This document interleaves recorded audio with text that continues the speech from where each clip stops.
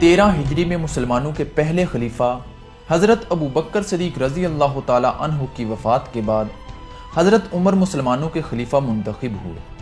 حضرت عمر رضی اللہ تعالیٰ عنہ نے 15 ہجری میں عثمان بن ابی وقاص ثقفی رضی اللہ تعالیٰ عنہ کو بحرین اور عمان کا گورنر مقرر کیا۔ عثمان بن ابی وقاص نے اپنے بھائی مغیرہ کی سرداری میں ایک لشکر تیار کر کے سندھ پر حملے کے لیے بھیجا۔ اس وقت سندھ میں راجہ دہر کے باب راجہ چچ کی حکومت تھی اور اس کو حکومت کرتے ہوئے تقریباً 35 سال گزر چکے تھے۔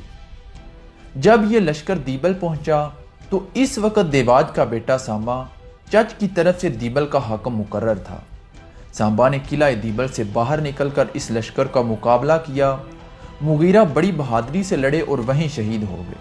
یہ سندھ پر مسلمانوں کا پہلا حملہ تھا۔ یہ حملہ امیر المؤمنین حضرت عمر رضی اللہ تعالیٰ عنہ کی اجازت کے بغیر کیا گیا تھا۔ اس کے بعد آپ نے منع فرما دیا تھا۔ پھر جب 23 ہجری میں عرب مسلمانوں نے ایران پر حملہ کیا، اس وقت مکران کا راجہ راسل تھا۔ راسل نے سندھ کے راجہ سے مسلمانوں کے خلاف مدد مانگی اور سندھ کے راجہ نے اس کی مدد کی۔ دریائے ہلمز پر مسلمانوں کو فتح نصیب ہوئی اور راسل کو شکست ہوئی۔ اس حملے میں حکم تغلبی مسلمانوں کے سردار تھے۔ حکم تغلبی نے مکران میں فتح حاصل کرنے کے بعد بہت سارا مال غنیمت حضرت عمر فاروق رضی اللہ تعالیٰ عنہ کے پاس سہار ابدی کے ہاتھ بھیج دیے۔ جب سہار ابدی حضرت عمر کے پاس پہنچے تو حضرت عمر نے ان سے مکران کا حال دریافت کیا۔ انہوں نے کہا، امیر المؤمنین، وہاں پانی کی بہت کمی ہے، وہاں کے لوگ ڈاکو ہیں، اگر تھوڑی فوج جائے تو لوٹ لی جائے گی اور زیادہ فوج جائے تو بھوک سے ماری جائے گی۔ حضرت عمر نے یہ خطرناک حالات سن کر حکم دیا کہ اب اسلامی فوجیں آگے نہ بڑھیں۔ یہ حضرت عمر کی خلافت کا آخری سال تھا، جس کے چند ہی دن بعد حضرت عمر فاروق رضی اللہ تعالیٰ عنہ نے شہادت پائی۔ حضرت عمر کی شہادت کے بعد حضرت عثمان بن عفان رضی اللہ تعالیٰ عنہ مسلمانوں کے خلیفہ منتخب ہوئے۔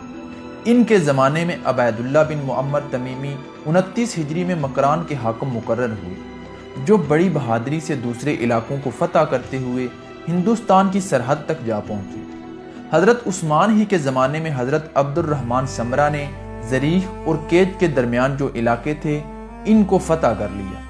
یہ علاقے اس وقت بلوچستان سے ملے ہوئے ہیں۔ حضرت عثمان کی شہادت کے بعد 35 ہجری میں حضرت علی رضی اللہ تعالیٰ عنہ مسلمانوں کے خلیفہ منتخب ہوئے۔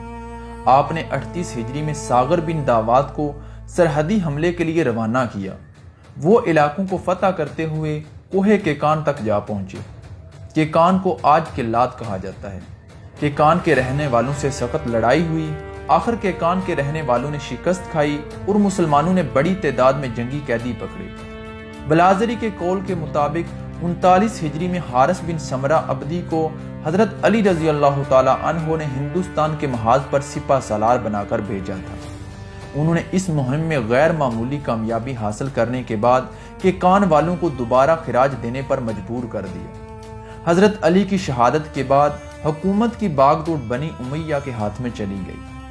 خلافت راشدہ کا زمانہ ختم ہونے کے بعد 41 ہجری میں بنی امیہ کے پہلے خلیفہ حضرت امیر معاویہ رضی اللہ تعالیٰ عنہ مقرر ہوئے۔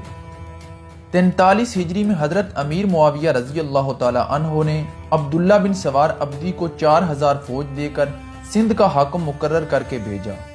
عبداللہ بن سوار کا ترکوں کی ایک جماعت سے مقابلہ ہوا اور وہ 49 ہجری میں شہید ہو گئی۔ ان کی شہادت کے بعد راشد بن عمرو جدیدی اور سنان بن سلمہ کو سرحدی حاکم بنا کر بھیجا گیا۔ پھر جب 65 ہجری میں عبد الملک خاندان بنو امیہ کا 5واں خلیفہ منتخب ہوا تو 73 ہجری میں اس نے مشرقی ملکوں کا اعلی حاکم حجاج بن یوسف ثقفی کو مقرر کیا۔ حجاج بن یوسف نے اپنا عہدہ سنبھالتے ہی معید بن اسلم کلابی کو مکران اور سندھ کا حاکم بنا کر بھیجا۔ اسی زمانے میں ایک عرب سردار محمد علافی بھاگ کر عمان کے راستے سے سندھ پہنچا اور مکران کی سرحد پر رہنے لگا۔ مکران کے حاکم نے صفوی بن خلاف کو، جو علافیوں کا رشتہ دار تھا، کسی جرم پر قتل کرا دیا۔ جب علافی خاندان کو اس بات کی خبر ہوئی تو انہوں نے مکران کے حاکم کو قتل کر دیا اور مکران پر قبضہ کر لیا۔ اس کی خبر جب حجاج کو پہنچی تو اسے بہت غصہ آیا۔ اس نے الافی قوم کے سردار سلیمان کو، جو اس وقت عرب میں تھا، قید کرا کے قتل کر دیا اور فوراً مجاہ تمیمی کو 85 ہجری میں مکران کا حاکم بنا کر بھیج دیا۔ الافی خاندان کو جب یہ معلوم ہوا کہ مجاہ حجاج کی طرف سے مکران کا حاکم ہو کر آ رہا ہے تو وہ فوراً ہی مکران خالی کر کے سندھ بھاگ گئے۔ راجہ دہر نے ان کو پناہ دی اور یہ راجہ دہر کے علاقے میں رہنے لگے۔ محمد الافی نے راجہ کے احسان کا بدلہ چکانے کے لیے اپنے جنگجوؤں کے ساتھ راجہ کی فوج کو کئی جگہ پر فتح بھی دلوائی تھی۔ 86 ہجری میں ولید بن عبد الملک خاندان بنو امیہ کا چھٹا خلیفہ منتخب ہوا۔ اگرچہ یہ اپنے باپ دادا کی طرح علم میں کمال نہیں رکھتا تھا، لیکن خلافت کے طور طریقوں کو خوب جانتا تھا۔ ولید بن عبد الملک اموی خاندان کے خلفاء میں حضرت عمر بن عبد العزیز کے بعد ایک اچھا خلیفہ سمجھا جاتا ہے۔ اس نے اپنے ملک کی حالت کو سدھارنے اور دوسرے ملکوں کو فتح کرنے میں خاص شہرت حاصل کی ہے۔ اسے خوش قسمتی سے قتیبہ بن مسلم، موسیٰ بن نصیر اور محمد بن قاسم جیسے بہادر جرنیل مل گئے تھے، جنہوں نے اسلامی حکومت کو چاروں طرف پھیلا دیا تھا اور اسلامی حکومت کی سرحدیں چین سے لے کر یورپ تک ملا دی تھیں۔ سندھ پر فوجیں روانہ کرنے کا سلسلہ اگرچہ خلافت راشدہ کے زمانے سے جاری تھا۔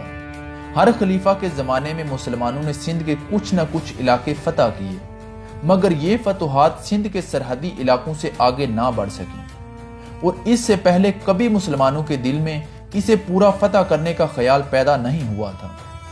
لیکن خلیفہ ولید کے زمانے میں کچھ ایسی باتیں پیش آئیں کہ حجاج، جو اس زمانے میں مشرقی ملکوں کا حاکم اعلیٰ تھا، اسے سندھ کو مستقل طور پر فتح کرنے کا خیال پیدا ہوا۔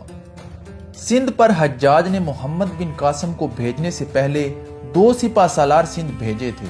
دونوں تجربہ کار اور منجے ہوئے سالار تھے، مگر دیبل کی فوج کے سامنے انہیں شکست کا سامنا کرنا پڑا۔